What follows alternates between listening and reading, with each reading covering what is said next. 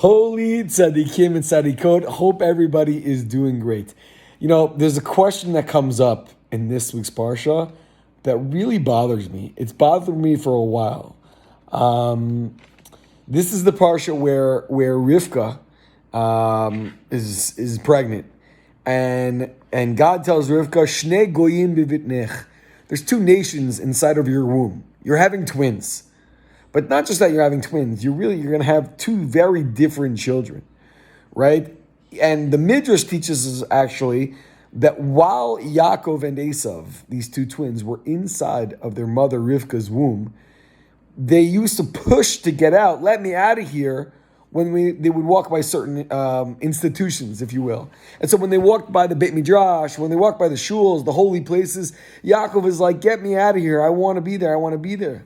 And when Rivka would walk by the houses of idol worship, avodah zarah, or inappropriate things, Eisav would be like, get me out of here. I want to join there. I want to be there. I want to be there.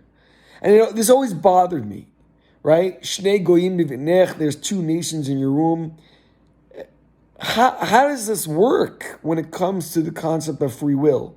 Was Eisav given the short end? Was he like doomed from birth? Did he do anything wrong? It seems to me like Eisav was born with, not a chance to be successful. That God himself created Eisav to be evil. How is that fair? How is that free will? This is like Yaakov is destined for greatness and Eisav is destined to be the bum, to be the jerk, to be the Russia. And I think there's a beautiful answer that really should be motivation for all of us. And that it's important in life that we are mikabel, we accept our lot, our portion, right? That all of us are created in different circumstances. We are created equal, not in terms of the cards we are dealt, but equal in terms of if we reach our potential, our greatness in the eyes of Hashem. You see, when it comes to Bnei Adam, to people, they simply see the final results. So it's true. The question we asked, what it assumed, that Eisav is destined for not even close to the greatness of Yaakov. That is true. That is true. But in the eyes of God, that doesn't matter.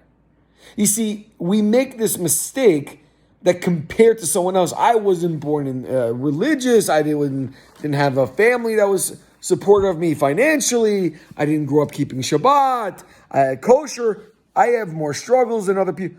It doesn't matter. It doesn't matter. What matters, what is the only thing that matters, are you working hard in the circumstances that you are in to become the best version of you? And it's true that the best version of you might be not as good as even the average version of someone else. And it might be even better, right? The best you might be better than someone else's best. Because we're all different. And we're not created exactly the same. That would be a terrible world, right? That would be a world of boringness. Everything would be exactly the same. That's not how it works. We all have different parents and financial situations and medical situations and tall and short and different brain capacities. And everything's different. And that's what makes us unique. But in terms of our ability to be holy, to be awesome, to be great, it's simply based on do I do as much as I can with what I am given.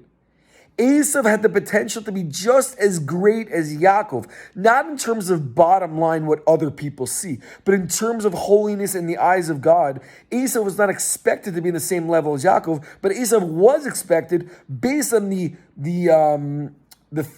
circumstances that he was born with, not his choice. That's God's choice, but based on what Hashem gave him, Eisav was expected to do more. Right? He could, thinking about it this way. Right, David HaMelech, King David, has very, very similar characteristics as Eisav. They're both very red-blooded individuals, like almost like bloodthirsty, warrior type. You can imagine Eisav looking like Rambo with like chest hair flying out and like huge muscles everywhere. You know, he's a hunter. David HaMelech was the same way.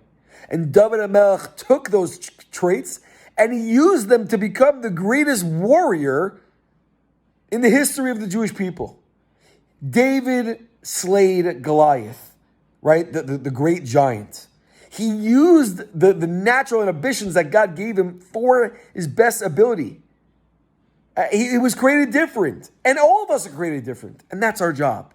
Our job is not to look at other people, but our job is to push ourselves to our spiritual and even physical limits, to push ourselves to be our best. And if we can do that, you can be just as great, just as holy, just as amazing as anyone else. Never compare. It's between you and you. You being your best. Wishing all of the holy tzaddikim and tzaddikot Shabbat Shalom.